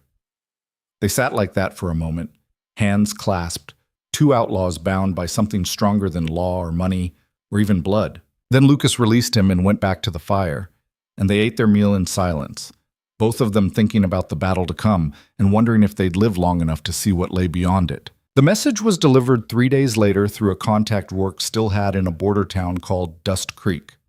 The man was a former smuggler who owed Rourke a favor from years back, the kind of debt that couldn't be paid in money. He took the sealed envelope without asking questions and promised to get it to Crowe within the week.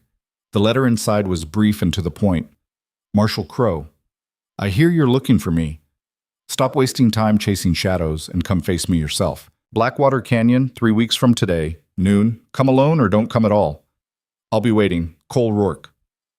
It was a lie, of course. Rourke had no intention of being in Blackwater Canyon, but Crowe didn't need to know that. While they waited for news of whether Crowe had taken the bait, Rourke and Lucas began preparing.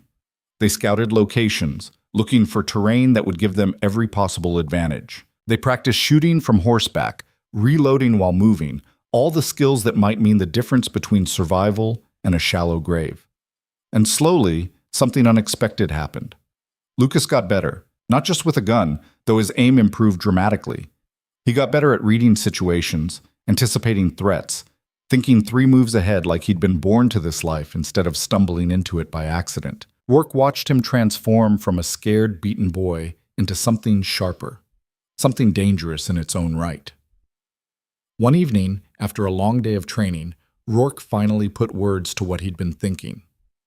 "You know," he said, sitting across the fire from Lucas, "when this is over, when Crowe's handled and we've got breathing room again, you could do anything you want. You got money now. Got skills, could buy land, start a ranch, live quiet." Lucas looked up from the rifle he'd been cleaning, expression unreadable. "I'm just saying," Rourke continued, "you don't have to keep riding this road. You earned your freedom. Might as well use it." Lucas set down the rifle and grabbed his stick. For a long moment, he stared at the dirt, seeming to struggle with something. Then he wrote, "What will you do?" "Me? Rourke laughed bitterly. I'm already dead, remember? Been dead since Redstone. This is just borrowed time. But you got a whole life ahead of you. Don't waste it playing outlaw with a ghost. Lucas struck through the words and wrote again, harder this time. Not playing. This is who I am now. No, Rourke said firmly. This is who you had to become to survive. That's different. Is it? The question hung between them, heavier than smoke. Rourke wanted to argue, wanted to convince Lucas that there was still a path back to normalcy, to safety, to the kind of life that didn't end with bullets and blood. But looking at the boy across the fire, seeing the determination in his eyes and the confidence in his bearing, Rourke realized the truth. Lucas wasn't pretending, wasn't playing a role. He'd become exactly what the frontier demanded of him, and there was no going back from that. Some transformations were permanent. Some lines, once crossed, couldn't be uncrossed. All right, Rourke said quietly. Then I guess we both ride this to the end. Lucas nodded once, picked up his rifle, and went back to cleaning it with steady, practiced hands. And somewhere in the distance, carried on wind that smelled like coming rain, the future approached with the inevitability of thunder.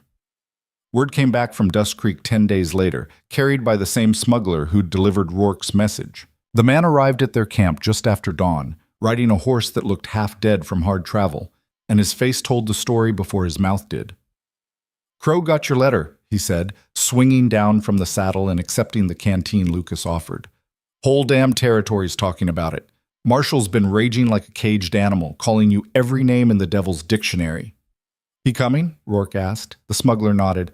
Oh, he's coming, and he ain't coming alone. Word is he's bringing a dozen deputies, maybe more.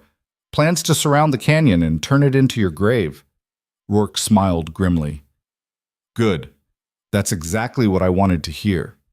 The smuggler looked at him like he'd lost his mind. You wanted him bringing an army? I wanted him committed, Rourke replied. Wanted him so focused on Blackwater Canyon that he stops watching everywhere else. He pulled out a small leather pouch and tossed it to the man. Your debt's paid. Get yourself somewhere safe and forget you ever knew my name. The smuggler caught the pouch, weighed it, and nodded once. You're either the bravest man I ever met or the craziest. Probably both, Rourke said. After the smuggler rode off, Lucas grabbed his stick and wrote, Now what? Now we make sure Crowe wastes 3 weeks preparing for a fight that'll never happen, Rourke said. While he's positioning men around Blackwater Canyon, we'll be hitting him where it really hurts. Where? Rourke's smile turned sharp. His reputation. Over the next 2 weeks, they became ghosts haunting the edges of Crowe's territory. They hit a payroll wagon heading to one of his deputy stations, taking the money and leaving behind a note signed with Rourke's name. They freed a prisoner being transferred to trial in Redstone, a horse thief who'd never hurt anyone but had the bad luck of getting caught in Crowe's district. They even robbed a general store that Crowe's brother-in-law owned, taking nothing but leaving a wanted poster of Rourke pinned to the counter with a knife. Each incident was small, almost petty, but together they painted a picture of an outlaw who could strike anywhere, anytime, while the great Marshal Crowe sat waiting in a canyon for a confrontation that would never come. The newspapers ate it up. Every edition brought new headlines screaming about Rourke's reign of terror, about Crowe's failure to stop him, about the legend of the ghost outlaw who seemed to be everywhere and nowhere at once. The Marshal's credibility, built on the foundation of supposedly killing Rourke in the first place, began to crack. And with each crack, the bounty grew higher. $20,000, then $25,000. Crowe was throwing money at the problem like a desperate gambler doubling down on a losing hand, and all it did was make more people interested in the hunt, while making fewer people trust his ability to finish it. He's unraveling, Rourke said one night, reading a newspaper they'd taken from a town called Silver Ridge. The article described Crowe as increasingly erratic, obsessed with capturing Rourke to the point of neglecting other duties. Good. Desperate men make mistakes. Lucas pointed to a section further down the page. It mentioned that Crowe had been seen interviewing witnesses personally, trying to gather any detail about Rourke's appearance, habits, or companions. The article specifically noted his interest in reports of a young man, possibly mute, who'd been spotted in Whiskey Flats and later in Silver Peak. He's starting to put it together, Rourke said. Starting to realize I'm not alone anymore. Lucas's expression darkened. He wrote, "Danger?" "Maybe," Rourke admitted, "but danger's been following us since the day we met. At least now it's got a name and a direction." He folded the newspaper and tossed it into the fire, watching the headlines curl and blacken. "Besides, Crowe knowing about you might actually work in our favor." "How?" "Because it makes him think in patterns. One outlaw, one partner. He'll be looking for two riders, two sets of tracks, two men working together." Rourke leaned back against his saddle. "Which means he won't see what's really coming until it's too late." Over the following days, Rourke refined the plan he'd been building in his head since the moment he'd sent that letter to Crowe. It was ambitious, dangerous, and required timing so precise that even a minute's deviation could mean death. But if it worked, it would do more than just humiliate Crowe. It would cement Rourke's legend in a way that no amount of robberies ever could. The key was misdirection. While Crowe gathered his forces around Blackwater Canyon, convinced he was about to catch Rourke in a trap of his own making, Rourke and Lucas would be 50 miles away in Redstone Crossing itself. They'd wait until the day of the supposed showdown, when Crowe and most of his deputies were gone, and then they'd rob the bank again. The same bank where it all started. The same vault Crowe had sworn was impregnable. It was audacious. It was insane. It was exactly the kind of move that would make Rourke's name immortal. "You understand what this means," Rourke said to Lucas the night before they were set to ride for Redstone. "We pull this off, there's no going back. No quiet retirement. No disappearing into Mexico or the territories. Every lawman in America will be hunting us." Lucas picked up his stick and wrote without hesitation, "Good, let them come." Rourke studied the boy's face in the firelight, seeing none of the fear or doubt he'd expected. Just calm determination and something else. Something that looked almost like hunger. Lucas had tasted what it meant to be feared instead of pitied, respected instead of dismissed, and he wasn't ready to give that up. Neither was Rourke, if he was honest with himself. "Then we ride at first light," he said, "and we make history." They shook hands across the fire, sealing a pact that would either make them legends or get them killed. At this point, Rourke figured the difference didn't matter much anyway. They reached Redstone Crossing 2 days before the supposed meeting at Blackwater Canyon, slipping into town separately and under different covers. Rourke had dyed his hair darker and grown out his beard, making himself look more like a prospector than an outlaw. Lucas came in as a ranch hand looking for day work, his silence making him forgettable to anyone who didn't look too close. The town was quieter than it had been during the cattle auction. Most of the chaos settled back into frontier normalcy. But Rourke noticed immediately that Crowe had left a skeleton crew behind, just 3 deputies to maintain order while he and his main force prepared for the Blackwater confrontation. 3 deputies. 1 bank. Minimal security. Perfect. They spent the first day watching, learning patterns, identifying weaknesses. The deputies rotated shifts every 8 hours, with one always stationed at the marshal's office and the other 2 making rounds through town. The bank itself had a guard during business hours, but he was old and more concerned with his flask than his post. "It's almost too easy," Rourke muttered to Lucas when they met briefly in the stable where Lucas had found work. "Makes me nervous, Mo." Lucas wrote in the straw with his finger, "Crowe confident, thinks you trapped." "Yeah, but confidence makes men sloppy. Sloppy men set traps without meaning to." Rourke checked over his shoulder to make sure they were alone. "We stick to the plan. Tomorrow at noon, when half the town's at lunch and the main deputy's eating at the boarding house, we go in quiet. No shooting unless absolutely necessary. Get in, get the money, get out." Lucas nodded, then wrote, "And then? Then we ride like hell and leave a trail so obvious even a blind tracker could follow it. Lead them north toward Blackwater, let them think we're rushing to meet Crowe for some reason." Rourke smiled coldly. "By the time they figure out we were never going to that canyon, we'll be long gone." They separated after that, Lucas returning to his work and Rourke drifting toward the saloon where he could drink and listen without drawing attention. The whiskey was cheap and burned going down, but it loosened tongues around him, and he learned more in 2 hours than a week of scouting could have taught him. Crowe had left for Blackwater 3 days ago with 15 deputies and enough ammunition to fight a small war. The town council had protested, worried about leaving Redstone vulnerable, but Crowe had been adamant.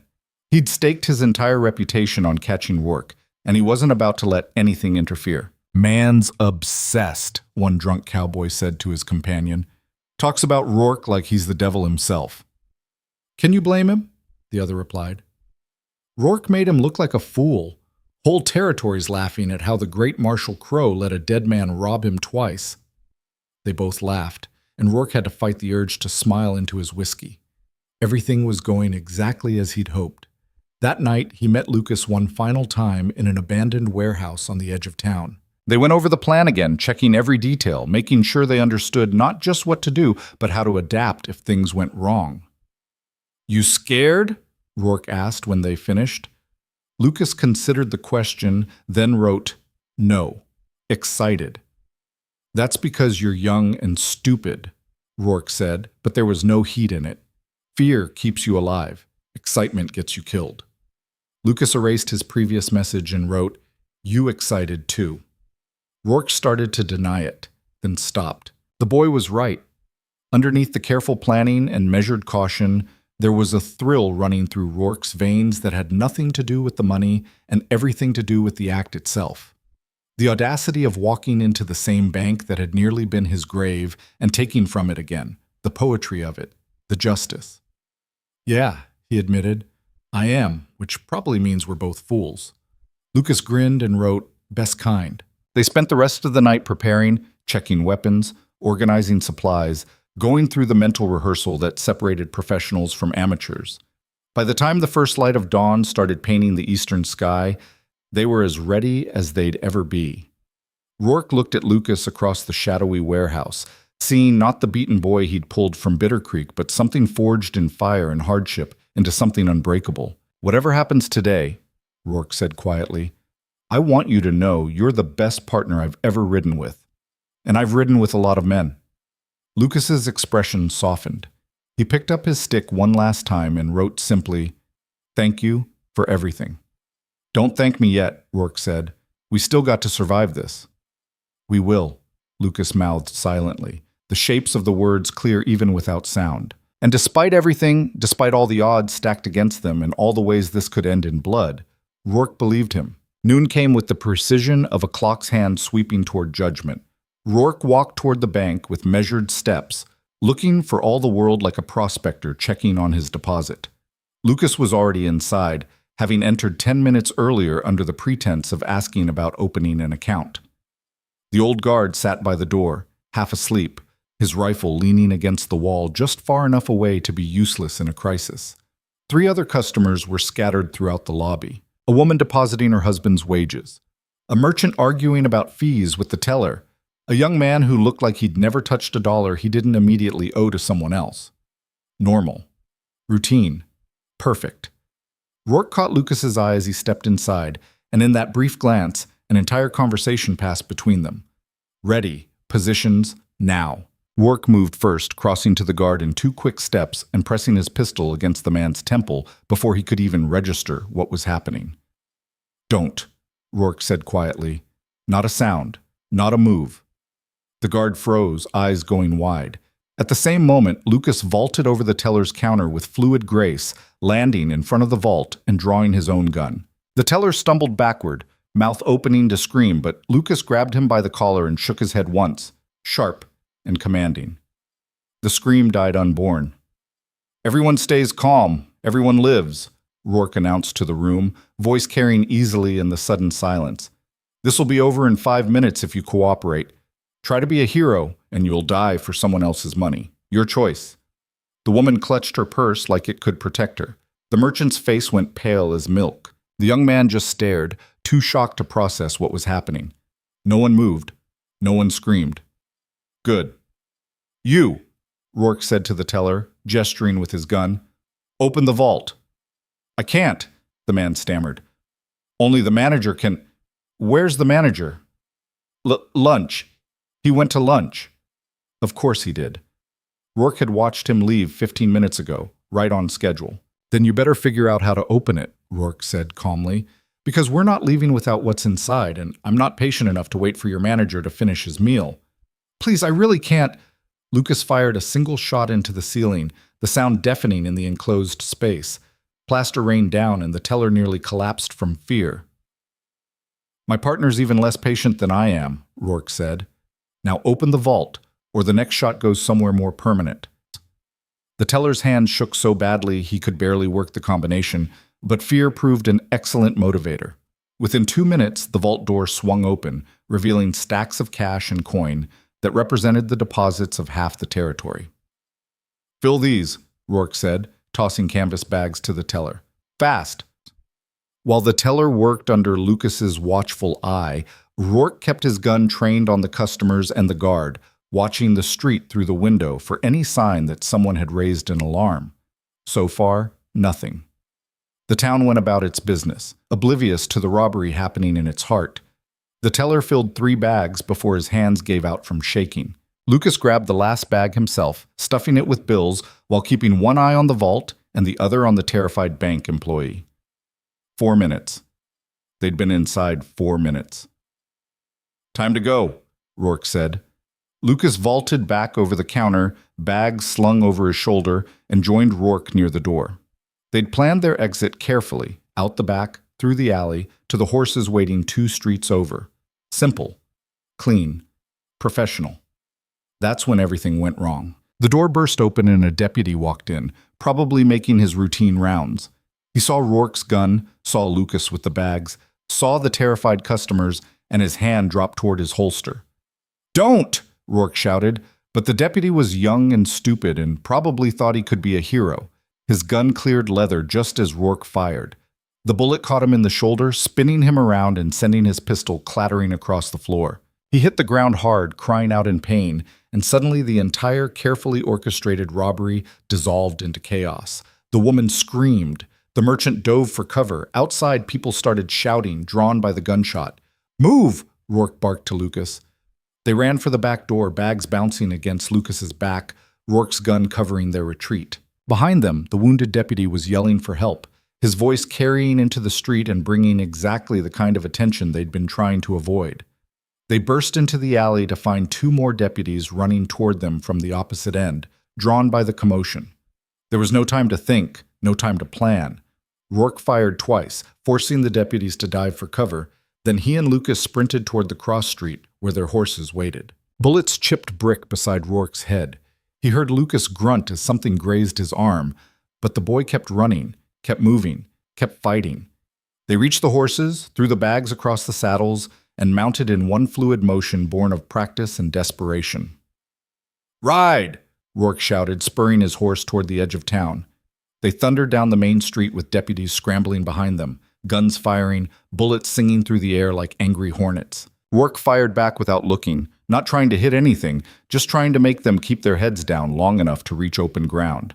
A shot caught his horse in the flank, and the animal screamed but kept running on pure adrenaline.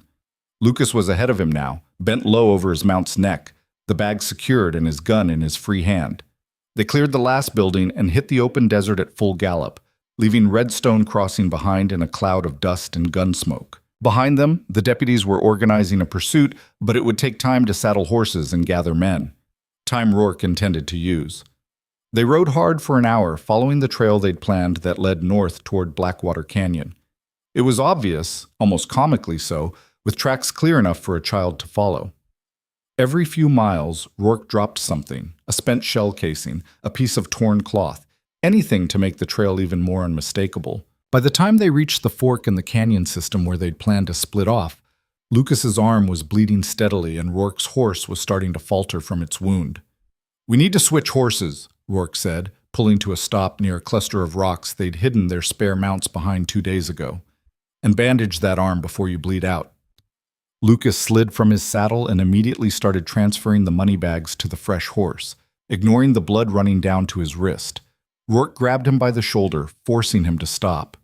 "The money can wait. You can't." For once, Lucas didn't argue. He let Rourke examine the wound, a deep graze that had torn through muscle but missed bone, and clean it with whiskey that made his face go white. Then Rourke wrapped it tight with strips torn from his own shirt and helped him onto the new horse. "Can you ride?" Rourke asked. Lucas nodded, jaw clenched against the pain. "Then let's finish this." They mounted up and rode west, abandoning the obvious trail for terrain too rough for most trackers to follow. The deputies would chase their false trail north, following it all the way to Blackwater Canyon, where they'd find nothing but rocks and empty sky. By the time they realized they'd been deceived, Rourke and Lucas would be 50 miles away, vanishing into wilderness where no law could reach.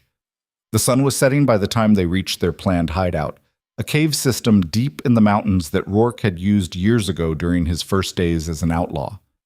It was remote, defensible, and most importantly, unknown to anyone still living. They stumbled inside as darkness fell, exhausted, wounded, and carrying bags full of stolen money that suddenly seemed like the least important thing in the world. Rourke built a small fire while Lucas collapsed against the cave wall, his face pale from blood loss, but his eyes still sharp and aware. When the flames caught and warmth began spreading through the cold stone space, Rourke sat down across from him and started laughing. It wasn't funny. Nothing about what they'd just done was funny. They'd been shot at, chased, nearly killed a dozen different ways. But the sheer audacity of it, the fact that they'd actually pulled it off, made something break loose inside Rourke's chest. Lucas started laughing too, silent but genuine, shoulders shaking with it. "We did it," Rourke said when he could breathe again. "We actually robbed the same bank twice, under Crowe's nose, while he was sitting in a canyon waiting to catch us." Lucas grabbed his stick and wrote, hand trembling from exhaustion, "He will be furious." "He'll be more than furious," Rourke said. "He'll be destroyed. His reputation, his credibility, everything he built on the lie of killing me, it's all gone now." He poked at the fire with a stick. "The newspapers are going to crucify him." "Good," Lucas wrote. They sat in comfortable silence after that, listening to the fire crackle, and their breathing slowly returned to normal. Outside, night settled over the mountains like a blanket, wrapping them in darkness that felt more like protection than threat. "You did good today," Rourke said eventually. "That move over the counter, keeping the teller calm, the way you handled yourself when everything went sideways, that was professional work." Lucas looked up, something like pride flickering across his face. "You're not just my partner anymore," Rourke continued. "You're an outlaw, a real one, and that means something out here." He reached into one of the money bags and pulled out a stack of bills, tossing them to Lucas.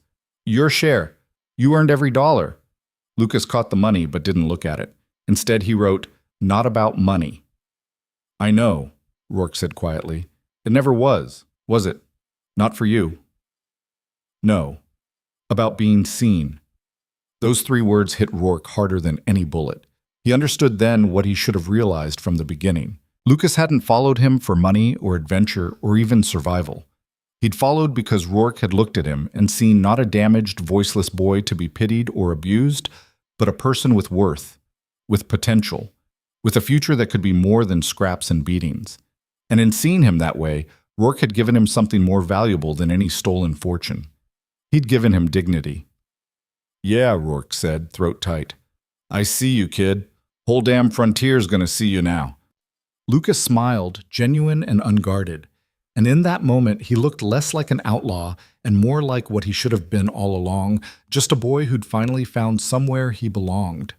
They fell asleep that night with the fire burning low and the money scattered around them like fallen leaves. And for the first time since Redstone Crossing had tried to kill him, Cole Rourke slept without nightmares, without fear, without the weight of ghosts he couldn't escape. Because he'd finally proven what he'd set out to prove. He'd made them all remember. Word came back 10 days later that Crowe had taken the bait. The smuggler from Dust Creek rode into their camp just after dawn, his horse lathered and his face grim. He dismounted without ceremony and tossed Rourke a crumpled newspaper that still smelled like fresh ink. "Marshal's making a public spectacle of it," the smuggler said, accepting the coffee Lucas handed him. "Posted notices in every town between here and Redstone. Says he's going to Blackwater Canyon to end the scourge of Cole Rourke once and for all." Rourke scanned the article, his jaw tightening with each line. Crowe wasn't just accepting the challenge, he was turning it into theater. The paper quoted him directly, calling Rourke a coward hiding behind false bravado, predicting his capture within hours of their meeting, promising the citizens of the territory that justice would finally be served. "He's bringing an army," the smuggler continued. "Heard talk of 20 deputies. Maybe more. Every man who ever wanted to wear a badge and claim they were part of bringing you down." 20, Rourke repeated, setting the paper aside. "He's scared." Or smart, the smuggler replied. You really planning to be there? Rourke smiled, cold and calculating. Not where he's expecting. The smuggler studied him for a moment, then shook his head. You're crazier than the stories say. I did what you asked. My debt's paid. Fair enough, Rourke said. He reached into his saddlebag and pulled out a small leather pouch heavy with coins. For your trouble. The smuggler took it, weighed it in his hand, then looked at Lucas. Kid still can't talk. Lucas just stared at him with those dark, unreadable eyes. Didn't think so, the smuggler said. He turned back to Rourke. Whatever you're planning, I hope it's worth dying for, because that's what's coming. He mounted his horse and rode out without another word, disappearing into the morning mist like he'd never been there at all. Lucas waited until the sound of hoofbeats faded completely, then picked up his stick and wrote, Now what? Now, Rourke said, folding the newspaper carefully and tucking it into his coat. We make sure Crowe regrets ever putting a bounty on my head. Blackwater Canyon sat like a wound in the earth, a deep slash through red rock that ran for 3 miles before opening into a valley on the far side. The walls rose 200 feet straight up, creating a natural corridor that funneled anyone traveling through it into a space barely wide enough for 3 riders abreast. It was the perfect place for an ambush, which was exactly why Rourke had chosen it in his letter to Crowe, and exactly why they wouldn't be anywhere near it when the marshal arrived. Instead, Rourke and Lucas positioned themselves 5 miles north, in a series of low hills that overlooked the only road leading to Blackwater Canyon. From their vantage point, hidden among boulders and scrub pine, they could see for miles in every direction. They'd been there since before sunrise, watching and waiting, and now, as noon approached, their patience was rewarded. Dust rose in the distance, a brown cloud that spoke of many horses moving fast. Rourke raised his spyglass and counted riders. 23 men, all armed, riding in a tight formation with Marshal Crowe at the front. The man sat his horse like he owned the world, back straight, rifle across his saddle, the tin star on his chest catching sunlight like a target. There he is, Rourke murmured. Right on time. Lucas lay beside him, rifle at the ready, watching the approaching riders with the same focused intensity he brought to everything. He'd changed in the weeks since Redstone, grown harder somehow, the last traces of the beaten boy from Bitter Creek burned away by sun and survival. When he looked at Rourke now, there was no hesitation in his gaze, just trust and deadly purpose. They'll reach the canyon in about 20 minutes, Rourke said, collapsing the spyglass. Wait another hour for me to show up. When I don't, Crowe's going to have a choice. Either ride back and look like a fool, or send men to search the surrounding area. He glanced at Lucas. What do you think he'll do? Lucas considered for a moment, then pointed toward the canyon and made a sweeping gesture with his hand. Search, Rourke agreed. His pride won't let him leave without checking every rock and shadow, which means he'll split his forces. He smiled, and that's when they become vulnerable. They watched as Crowe's company disappeared into the mouth of Blackwater Canyon, swallowed by walls of stone that would echo every sound back on itself. Rourke counted minutes in his head, imagining the marshal's growing frustration as he rode deeper into the empty corridor, finding nothing but rocks and silence. Then, exactly as predicted, riders began emerging from the canyon, not all of them. Just 6 men splitting into 2 groups of 3, fanning out to search the surrounding hills. Predictable, Rourke said. He turned to Lucas. Remember the plan. We don't kill unless we have to. We just need to scatter them, make them panic, turn Crowe's organized hunt into chaos. Lucas nodded, chambering around into his rifle. And if things go wrong, Rourke added, gripping the boy's shoulder, you ride, no hesitation, no looking back. Lucas's expression didn't change, but his hand covered Rourke's briefly before returning to his rifle, a promise made without words. They waited until the nearest group of searchers had ridden within 200 yards, close enough to make the shots count. Then Rourke raised his rifle, sighted down the barrel, and fired. The bullet kicked up dirt 3 feet in front of the lead horse. The animal reared, screaming, and its rider fought for control while his companions drew their weapons, scanning the hills frantically. Rourke fired again, this time clipping the second rider's hat clean off his head. The man dove from his saddle, scrambling for cover, shouting warnings to his partners. Beside him, Lucas's rifle cracked once, twice, 3 times in quick succession. Not killing shots, just precisely placed rounds that sent horses bolting and men diving for whatever shelter they could find. Within seconds, the organized search party had become 3 terrified deputies pinned down behind rocks, firing blindly at an enemy they couldn't see. "Move," Rourke said. They scrambled backward down the hillside, staying low, using the terrain to shield them from return fire. Behind them, shouts echoed across the valley as the second search party rode toward the sound of gunfire, and from the canyon came the thunder of many horses as Crowe rallied his remaining men. Rourke and Lucas reached their horses, mounted up, and rode hard toward the next position they'd scouted days before. A dry riverbed that wound through the hills like a serpent, offering cover and multiple escape routes. They'd barely settled into position when the first wave of deputies appeared, riding fast and angry, searching for the ghosts who'd ambushed their companions. This time, Lucas fired first. His shot took down a horse, not the rider, just the animal, sending both crashing to the ground in a tangle of limbs and dust. The other riders pulled up short, suddenly aware they were riding into a trap. Rourke stood up from cover, rifle leveled, and shouted across the distance, "Tell Crowe that Cole Rourke says hello!" He fired twice more, both shots deliberately wide, then dropped back into the riverbed as return fire chipped stone and kicked up sand. Lucas was already moving, running low along the creek bed toward where their horses waited, and Rourke followed, adrenaline singing in his veins. They hit 4 more groups over the next 2 hours, always the same pattern. Strike fast, create chaos, disappear before the deputies could organize a response. Each time, Rourke made sure to identify himself, made sure Crowe would know exactly who was making fools of his men. And each time, they slipped away clean, leaving frustrated lawmen shooting at shadows. By late afternoon, Crowe's organized manhunt had devolved into scattered groups of angry, exhausted deputies chasing ghosts through hostile terrain. From their final vantage point, hidden in a stand of juniper trees on a ridge overlooking the valley, Rourke and Lucas watched the chaos unfold below. "He's losing control," Rourke said, watching through his spyglass as Crowe shouted orders that half his men couldn't hear or chose to ignore. "They're angry, scared, starting to think maybe this job ain't worth the glory they were promised." Lucas wrote in the dirt, "Now? Now we give him one more thing to be angry about," Rourke said. He pulled a sealed envelope from his coat, the second letter he'd prepared weeks ago. "You remember the route to Copper Ridge?" Lucas nodded. "Ride there. Fast as you can. Give this to the telegraph operator and make sure it gets sent to every newspaper between here and San Francisco." He handed Lucas the letter. "Then you keep riding south. Don't stop until you hit the border." Lucas started shaking his head before Rourke finished. "Listen to me," Rourke said firmly. "This part I do alone. What's in that letter? It's going to make me more famous than any robbery ever could. It's also going to make me the most wanted man in 6 territories. You don't need that heat on you." Lucas grabbed his stick. "We stay together." "Not this time," Rourke replied. "This time, you do what I say. You get that letter sent, then you disappear.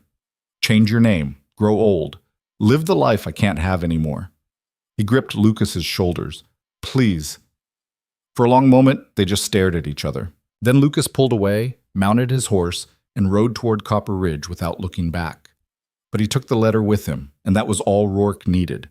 He watched until Lucas disappeared over the horizon, then turned his attention back to the valley below where Crowe was gathering his scattered forces, trying to salvage some dignity from the disaster this day had become. "All right, Marshal," Rourke murmured. "Time for the finale." He mounted his horse and rode down into the valley alone. Crowe saw him coming from a quarter-mile away. The Marshal had finally managed to regroup most of his men in a clearing near the canyon entrance, and they stood in a rough semicircle, weapons drawn, when Rourke appeared on the ridge above them. He sat his horse calmly, rifle across his saddle, silhouetted against the setting sun like something out of a dime novel. "Crowe," he called out, his voice carrying easily in the still air. "You looking for me?" Every gun in the valley swung toward him, but Crowe raised his hand, stopping his men from firing.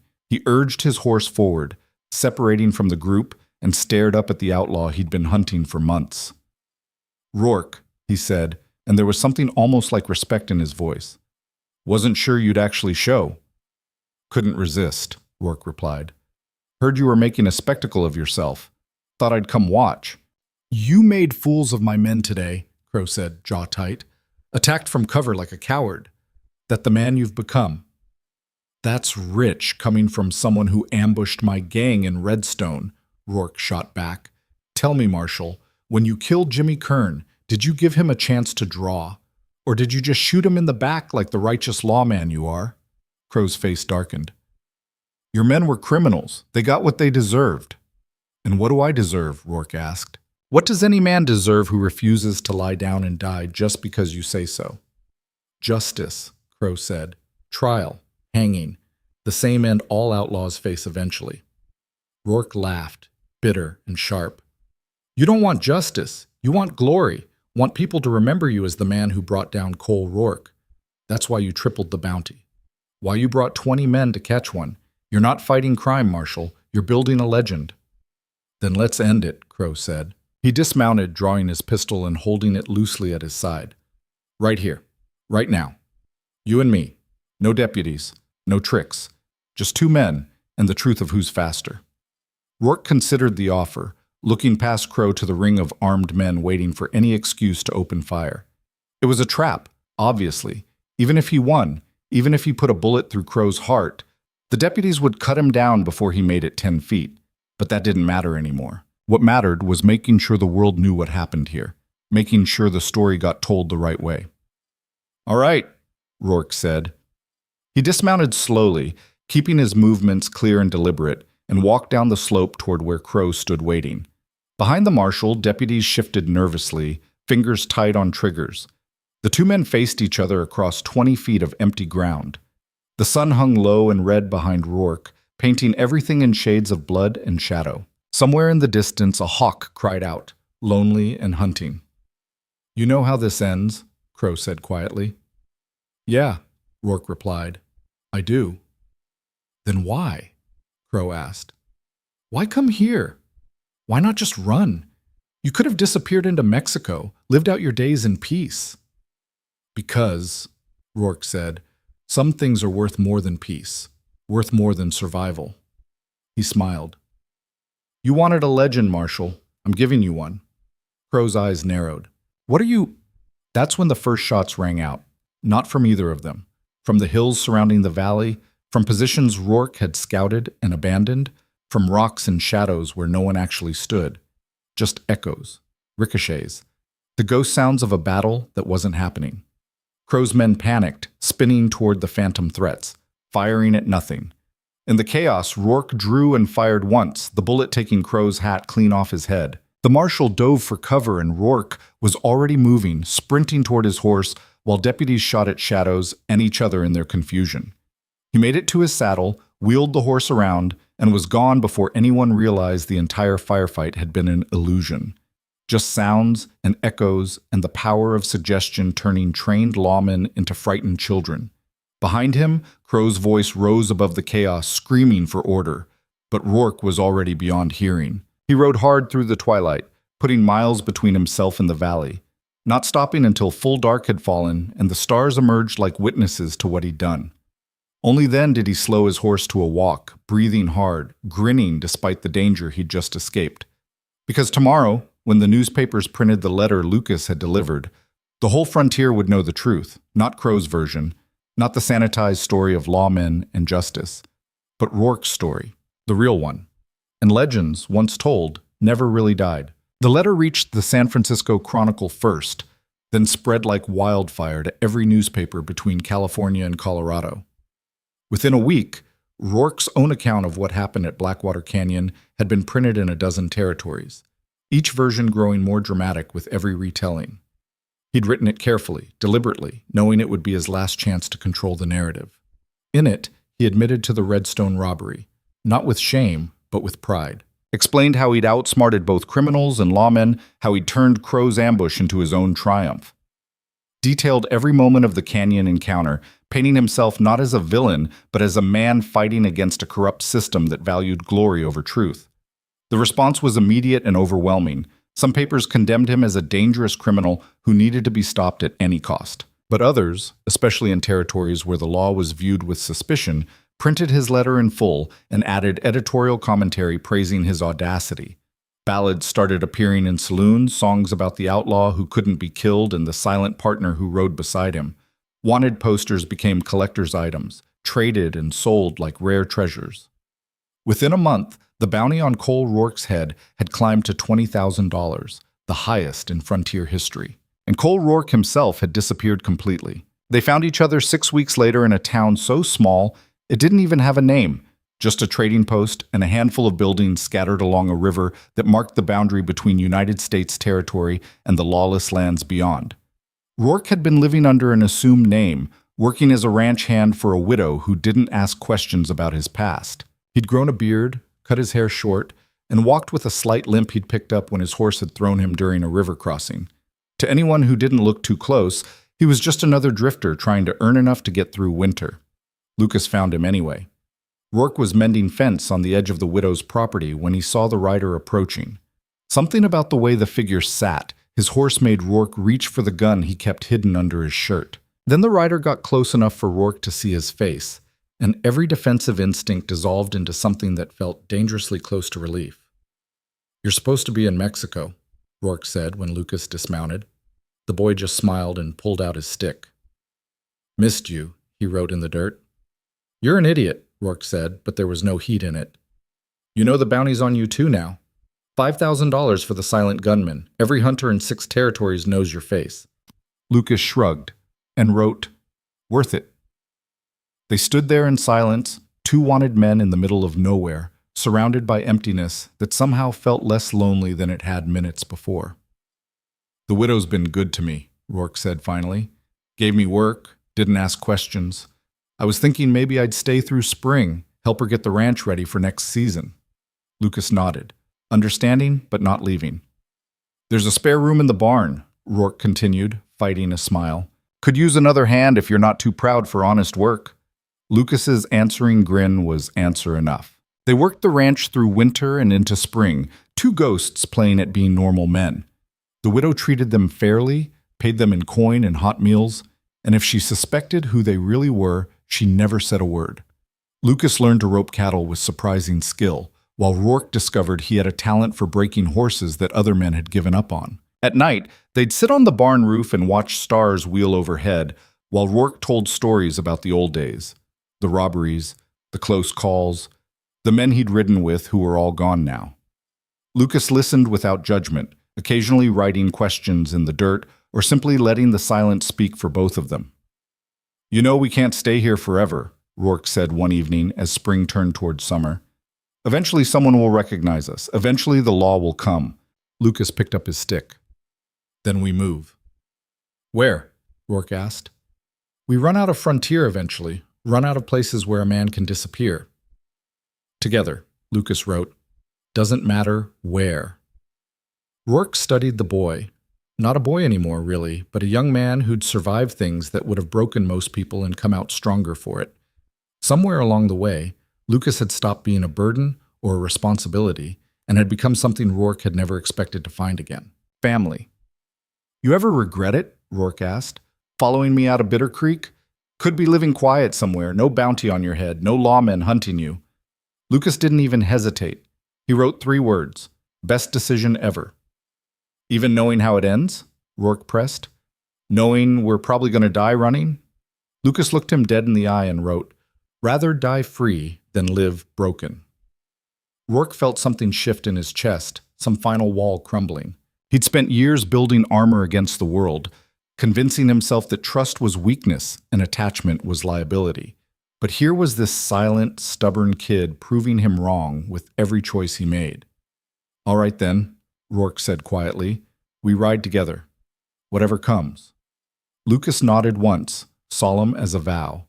They left the ranch 2 weeks later, slipping away before dawn with nothing but their horses, their guns, and money enough to start fresh somewhere new. The widow found the payment they'd left, double what she'd paid them, along with a note thanking her for not asking questions. And if she cried when she read it, there was no one around to see.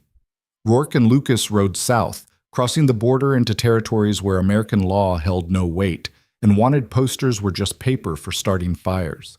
They found work where they could, stayed quiet when they couldn't, and slowly built new lives under new names in places where the past didn't matter as much as who you proved yourself to be. Years passed. The bounties remained active, but the searches grew less frequent as newer outlaws captured the frontier's attention. Newspapers still printed stories about the legendary Cole Rourke and his mysterious partner, but the stories became myths, the myths became folklore, and the folklore became the kind of tales men told over whiskey to impress each other with how dangerous the old days used to be. And somewhere in the mountains south of anywhere that mattered, two men who might have been ghosts or might have been legends worked their claim and lived their lives, and didn't bother correcting anyone who asked if they'd ever heard of Cole Rourke. 20 years later, in a cantina on the edge of civilization, an old man with a silver beard sat nursing whiskey and listening to a young cowboy brag about hunting down the famous outlaw Cole Rourke. Of course he's long dead now, the cowboy said to his companions. Marshal Crowe got him in the end, everyone knows that. Shot him down in Blackwater Canyon back in '76. The old man smiled into his drink, but said nothing. Beside him, another man, lean and weathered, with dark eyes that missed nothing and a mouth that never spoke, also smiled. "What are you grinning about, old-timer?" the cowboy asked, noticing them for the first time. "Nothing," the bearded man replied, his voice rough with age and whiskey. "Just remembering a story I heard once about a couple of outlaws who were smarter than the men hunting them." "Yeah?" the cowboy said, interested. "How's it end?" The old man looked at his silent companion, and something passed between them, a shared memory, a private joke, a lifetime of secrets. "They rode off into the sunset," he said finally, "and nobody ever saw them again." "That's a terrible ending," the cowboy complained. "No justice, no shootout, just two criminals getting away with it." "Maybe," the old man agreed, "or maybe that's the best kind of ending there is." He finished his drink, dropped a coin on the bar, and stood. His companion rose with him, moving with the same quiet efficiency he'd had decades before, and together they walked out into the twilight. Behind them, the cowboy went back to his stories, never knowing he'd just been sitting next to the very legends he was bragging about hunting. Outside, the two men mounted their horses, both animals showing their age but still strong, still reliable, and rode toward the hills where their cabin waited, small and simple, and home in ways that no mansion ever could have been. "Think he recognized us?" Rourke asked, the first words he'd spoken since they'd left the cantina. Lucas just shook his head, smiling. "Good," Rourke said. "I'd hate to have to shoot someone this late in life. My aim ain't what it used to be." They rode in comfortable silence, watching the stars emerge one by one in the darkening sky. Somewhere in the distance, coyotes sang to each other, wild and free. The desert stretched endlessly in all directions, vast and indifferent and beautiful in its harshness. "You know what the funny thing is?" Rourke said after a while. "Crowe spent his whole life trying to catch me. Built his entire reputation on being the man who brought down the Rourke gang. And in the end, all he caught was a story. The real man rode away free." Lucas pulled out a stick. He still carried one after all these years, still wrote his thoughts in dirt when words needed saying, and scratched in the sand, "We won." "Yeah," Rourke agreed, looking at the words in the fading light. "I guess we did." They reached the cabin as full dark settled over the land. Inside, a fire was already burning. Lucas had started it before they left, banking the coals so it would last until they returned. They unsaddled the horses, fed them grain saved from last harvest, and settled into chairs that had molded to their bodies over 2 decades of use. "Tomorrow," Rourke said, staring into the flames, "we should check the north fence. Looked like some cattle were bunching up there last week." Lucas nodded, already half asleep. "And maybe ride into town next month. Pick up supplies before winter hits." Another nod. They sat in silence while the fire burned low and the night deepened around them. Outside, the wind whispered through canyon walls, carrying secrets and stories that would never be told, about 2 outlaws who became legends and then became men and finally became something even better. Free. When Rourke finally spoke again, his voice was quiet, almost lost in the crackling of burning wood. "Thanks, kid, for staying, for all of it." Lucas didn't write anything this time, just reached over and gripped Rourke's shoulder, brief, firm, saying everything that needed saying without a single word. And in that moment, in that small cabin at the edge of everywhere and nowhere, Cole Rourke understood that legends weren't made by robberies or shootouts, or even by the stories people told. They were made by the choices you lived with, the people you chose to stand beside, and the freedom to write your own ending instead of letting someone else write it for you. The fire burned down to embers. The stars wheeled overhead, and two ghosts who'd outrun death and time and justice itself finally rested, knowing that whatever tomorrow brought, they'd face it the way they'd faced everything, together. The desert wind carried their story into darkness, where it joined all the other tales of the untamed West, some true, some false, all of them testament to the kind of men who refused to be anything less than free. And somewhere, in saloons and around campfires, people still told stories about the outlaw everyone thought was dead, and the silent partner who rode beside him. The details changed with each telling, growing wilder and more impossible, until the truth and the myth became so tangled that no one could separate them anymore. But that was fine with Rourke and Lucas, because the best legends, they'd learned, were the ones you got to live through instead of dying for. And they'd chosen life. Every single time.